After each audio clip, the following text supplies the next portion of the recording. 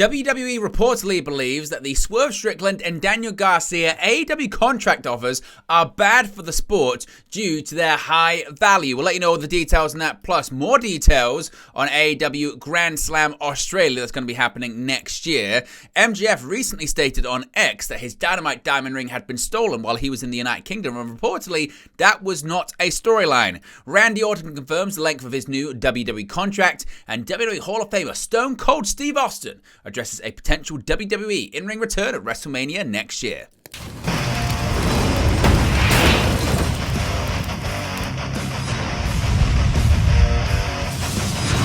Hey guys, welcome back to Wrestling News 365. Hope everyone is doing very well. As always, there are plenty of news stories to get into in the world of professional wrestling. Let's talk about these contract offers that have been made by AEW to former AEW World Champion Swerve Strickland, as well as Daniel Garcia, and the reaction from WWE, who reportedly were interested in signing both of the current AEW stars. Let's begin with Swerve Strickland. Now, Swerve Strickland lost the AEW World Championship to Bryan Danielson at AEW All In, but he could rest easy knowing that he's got a long time to get back to the top in AEW as he signed a new deal with the organization. Strickland put pen to paper on the 0-hour pre-show portion of All In, and in the Wrestling Observer newsletter, Dave Meltzer revealed some of the finer details regarding the contract.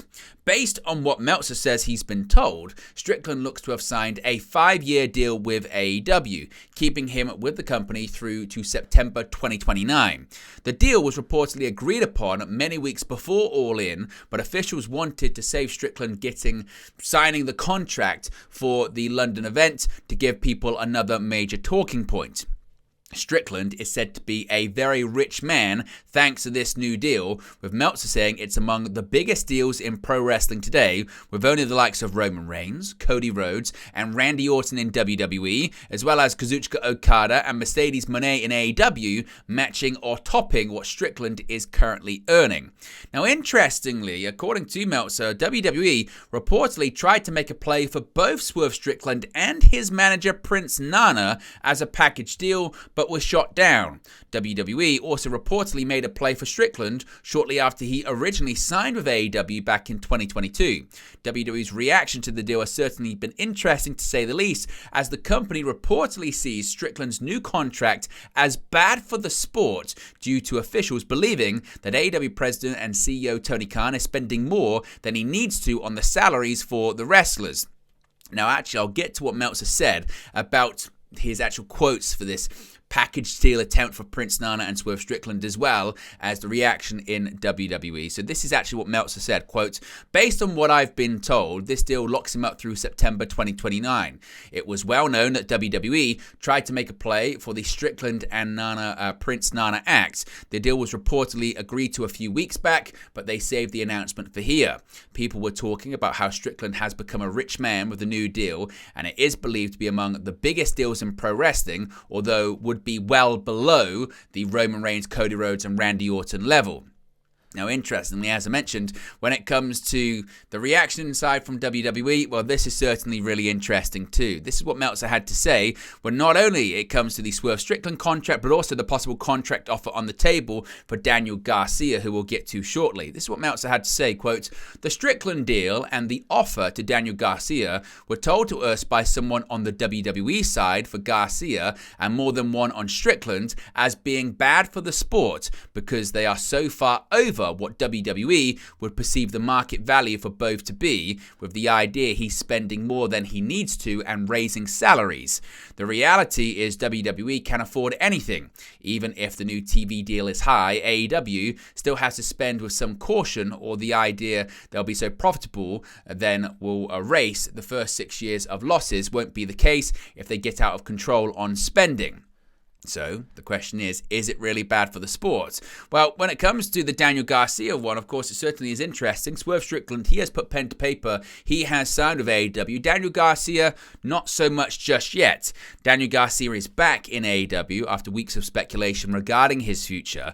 Garcia was originally written off television at the beginning of July, as he had yet to sign a new deal with All Elite Wrestling. However, he returned to AEW All In on August 25th to stop MJF from defeating Will Ospreay, and Garcia will get get a chance to settle their score at All Out on September 7th. With that in mind, has Garcia signed a new deal with AEW? Well, not so much. According to Dave Meltzer in the Wrestling Observer newsletter, the answer is technically no, but it is looking more and more likely that Garcia will stay put. WWE reportedly had offered a deal to Garcia, which he had seriously considered, but sources within the promotion believe that he has made his mind up and he will be sticking with AEW. While the angle with MJF seems to point out that to being a formality, Meltzer also noted that a loss to MJF at All Out could mean Garcia is actually leaving and will be using the MJF match as a blow-off of his AEW career.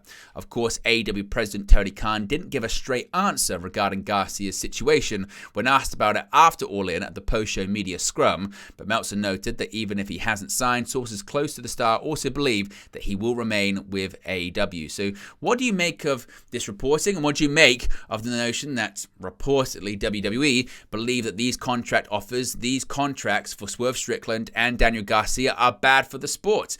Is that accurate? Are they bad for the sport? Are they overinflated? Is it WWE just having sour grapes about potentially having to pay some of their wrestlers more? Let me know your thoughts about it in the comments section below.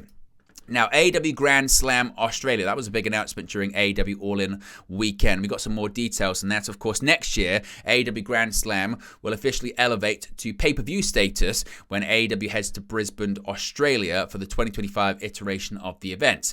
AEW Grand Slam 2025 will specifically emanate from the Suncorp Stadium, which holds a maximum capacity of 52,500 people on Saturday, February 15th. Following this news, a new report has provided additional details on how the event came together for AEW. According to the Wrestling Observer newsletter, the local Brisbane government played a key role in bringing All Elite Wrestling to Queensland's capital city, much like other cities have to draw in shows from WWE and UFC recently, as evidenced by its addition of the 2032 Summer Olympics and the 2032 Summer Paralympics. Wrestling Observer newsletter also notes that the city of Brisbane has put forth an extra effort in securing international events across the board. Brisbane's involvement with professional wrestling spans back decades, with multiple independent wrestling and WWE shows being run in the surrounding areas. With Grand Slam taking place at Suncorp Stadium, though, it is expected to be the largest pro wrestling event ever in the city. Now, prior to the announcement of AEW Grand Slam, the country of Australia only offered access to AEW Dynamite and AEW Rampage on ESPN. Shortly after the confirmation of Grand Slam, however, ESPN revealed that AEW Collision would also be coming to its Australian broadcasting platform beginning on September 1st. This move was reportedly part of plans brought forth by TEG, AEW's Australian partner for the upcoming Grand Slam pay-per-view. Now, there is no word on what AEW Grand Slam Australia will mean for Arthur Ashe Stadium next year, as the venue has hosted the original Grand Slam television special in the month of September since its inception back in 2021. Now, this was certainly an interesting development and story over AEW All-In Weekend, and that is the theft of the AEW Dynamite Diamond Ring. Now, last week, ahead of AEW All-In, Maxwell Jacob Friedman took to X with a claim that his Dynamite Diamond Ring had been stolen. At the time, many assumed that the theft was a part of an AEW storyline, especially after MJF was forced to use a set of brass knuckles in his attempt to cheat at All-In before being thwarted by Daniel Garcia. While it might seem as though Garcia would be responsible for MJF not having the ring, it sounds as though the piece of jewelry is indeed actually gone. Speaking on the Brian and Vinny and Lisa show, Brian Alvarez stated that the ring vanished and was most likely stolen. The podcast host noted that it happened in London, England, with the implication that theft is more common in large cities. MJF acknowledged during Wednesday's AEW Dynamite that he had lost the Dynamite Diamond Ring without offering any specific details. However, Garcia made a surprise appearance attacking MJF and claiming that he had pawned the ring off in his hometown of Buffalo, New York, so he could get his own flight to London. Of course, the Dynamite Diamond Ring was first introduced in 2019, just weeks after Dynamite began airing, then on TNT. MJF was awarded the ring after defeating Hangman Adam Page in a match that was booked when the two became the final two remaining wrestlers in the first Dynamite Dozen Battle Royal. MJF has since successfully defended the ring a number of times, and the prop has become his go-to way to win significant matches. With how important the piece of jewelry has been to MJF's career, and with Garcia telling his rival where he may find it, it seems likely that AEW will have a replacement ring for the wrestler in the near future. Now, switching over to WWE, of course, it's Bash in Berlin this weekend. We're going to have a live watch-along and post-show for that, so be sure to join us for that one. And WWE superstar Randy Orton, of course, he's challenging for the World Heavyweight Championship this weekend. And the Viper has confirmed the length of his new deal with the company while addressing his contract extension. Orton has consistently proven he's still one of the most popular stars on the roster since returning to WWE television in November of last year. Following reports indicating that Orton had signed a new deal with WWE, Orton is now confirmed that he has signed a 5-year contract extension with the organization. During Friday's Bash in Berlin kickoff show, Orton noted that he wants to win the WWE World title for a 15th, 16th, and 17th time. Confirming that his contract extension is for 5 more years, Orton said, quote, "Already, I'm in amazing company with Flair, Cena, and then I'm tied at 14 world titles with Triple H. So I'm in very good company. I would almost say that after I was given my second chance at in-ring competition, that I was satisfied. But then we had the King of the Ring. Then the finish happened at King of the Ring, where my shoulders weren't all the way down, and I got an opportunity to face Gunther at Bash in Berlin for the world title. And I realized I just signed a 5-year extension to my contract.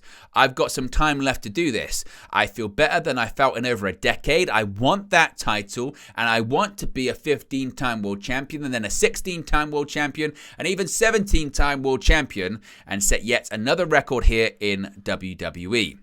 And finally, Stone Cold Steve Austin. Could we see the rattlesnake back inside the squared circle one final time next year at WrestleMania 41 in Las Vegas, Nevada?